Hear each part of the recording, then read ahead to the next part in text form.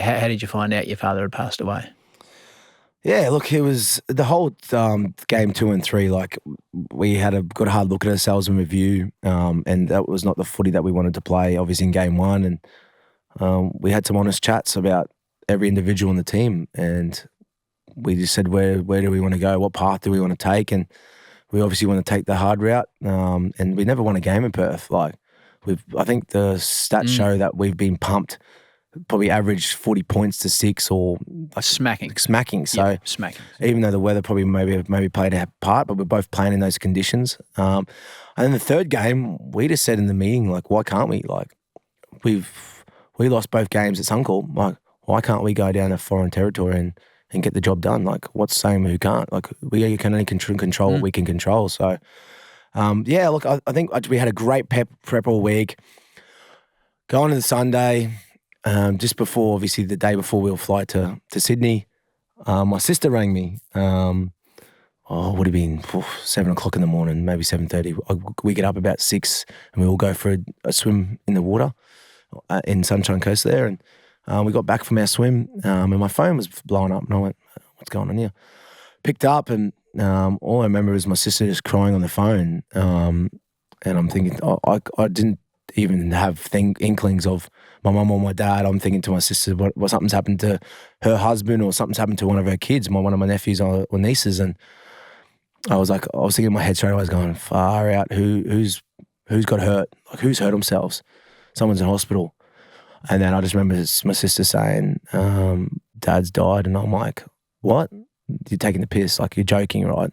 And then she's like, no, why would I be joking about this? And I'm like, oh, you can't be. You can't be serious. And then we look back on it now to this, like, we obviously got the coroner's report.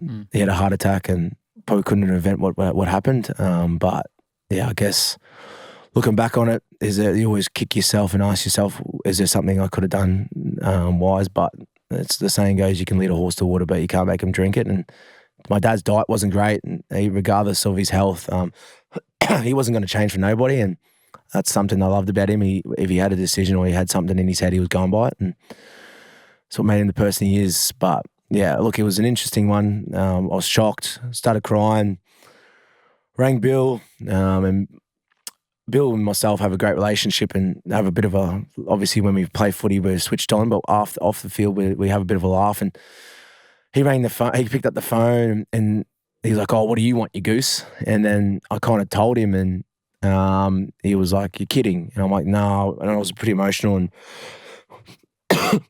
started crying. And he was like, oh, mate, leave it with me.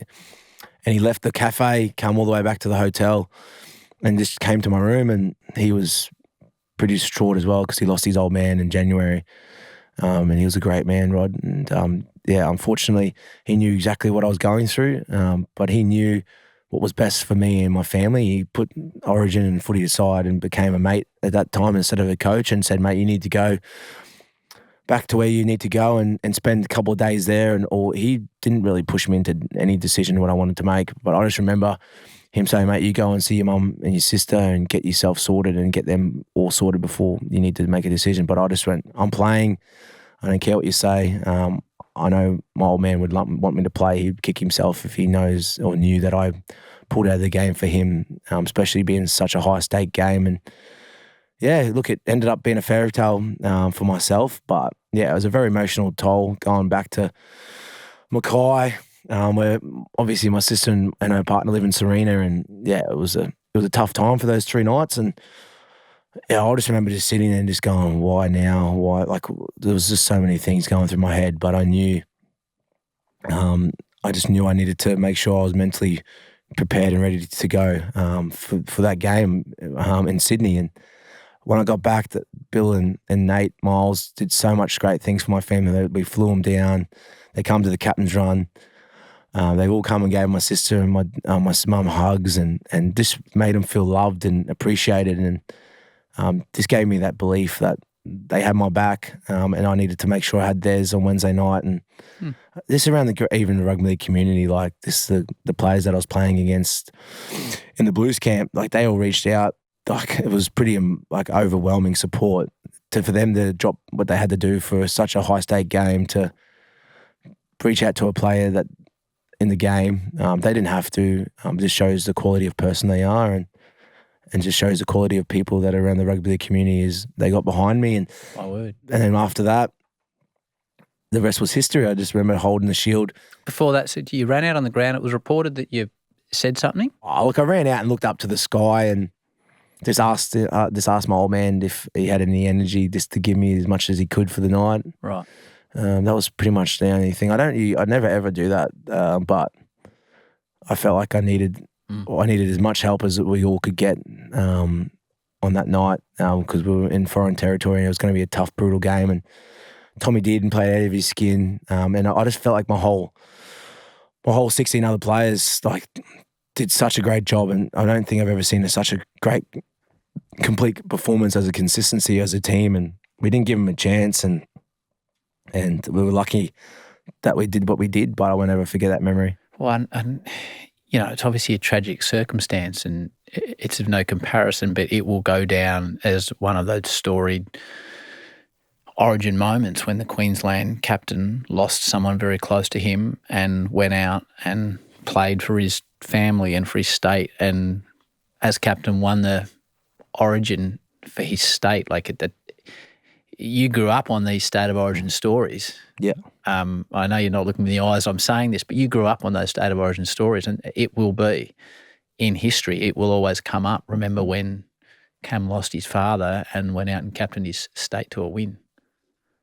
It's one of those great Origin. It's another reason why Origin's so great. Yeah, look, I think looking back on it, he'd be probably chuffed looking up there from the sky going, look at me, I'm being publicised everywhere for 4 weeks, and but yeah, I think that just shows the how high the stakes were of the game, so yeah, it's crazy too when you mention it, Howie, about when they talk about Origin wins or legendary status or legendary moments, that will most likely get probably publicised a whole heap than other things just because of the way of me being the captain. So yeah, looking back on that, it's a tit for tat. It's a great moment that we got to be able to win the game and under adversity for myself, but at the same time, it's a pretty sad moment for me. But like you said, I don't think I'll ever forget this moment of being able to hold the trophy with Josh Pupley, who retired or come out of retirement just to play one last game, and to be able to say that we won against all odds. And we've been very lucky. I think if we won last year, it would have been 4 in a row, but it's not really spoken about. But we just love the group that we're playing with, and the world's our oyster, and we'll probably go back to the drawing board next year and be underdogs again. You mentioned the discussions you had with Billy. So this is Billy.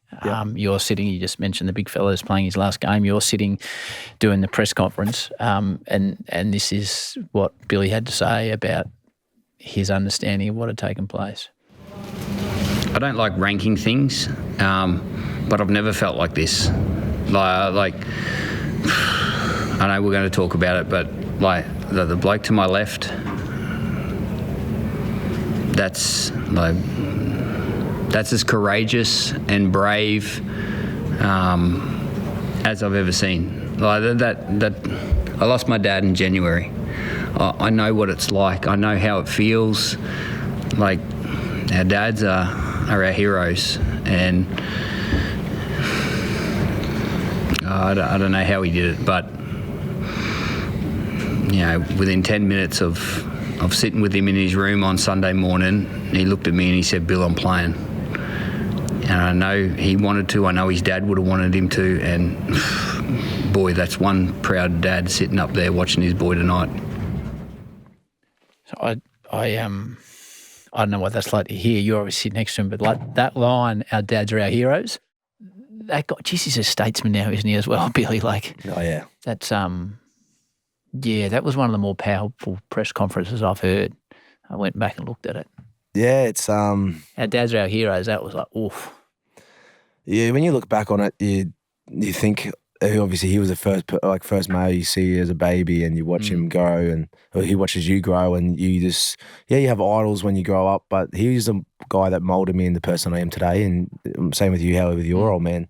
And hopefully we do with our children now, children, exactly. which is where it really hits. Exactly. And the older you get, the more you appreciate the little things with those, and you just hope that you've done everything you can to be able to make them the person they am. And I probably forgot all about that since he's gone, like not forgotten. Like I'm being pretty lucky. Like he was a great cricketer back home in Queensland. And I love that he loved Warnie. He loved Warnie. Yeah, he played actually against Mark and Steve in indoor cricket. Did he? Yeah, for Queensland against New South Wales. Did he? He played indoor for Australia as well.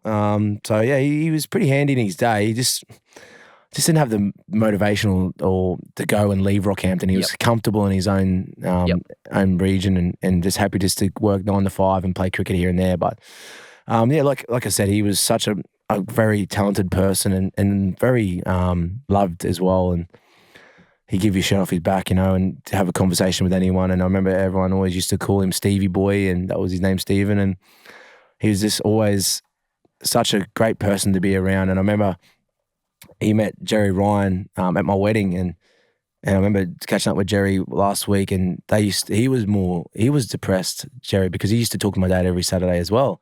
They used to go tit for tat for tips and that. So that shows the person my dad is. Like, and same with Jerry. Like, Jerry's a multi-millionaire. Like, he didn't have to worry about a blue-collar guy from Rockhampton, but just shows the type of people they are, that they obviously love being around people and love to have great relationships with. And yeah, I've been very touched with some of the people that come to my dad's funeral, blokes that he used to play cricket with, and just people that you haven't seen for a long time that still my dad kept in contact with. And that's something that I wish I had in my life, was just the traits of always reaching out and checking out on people. And that was something my dad had. And he, like I said, he never had a bad bone in his body. And someone would be saying bad things about someone, and he would always lean back to the good things that the person did, and never have a bad word or never hate on anyone. And I think sometimes you forget how lucky you were to be around someone like that.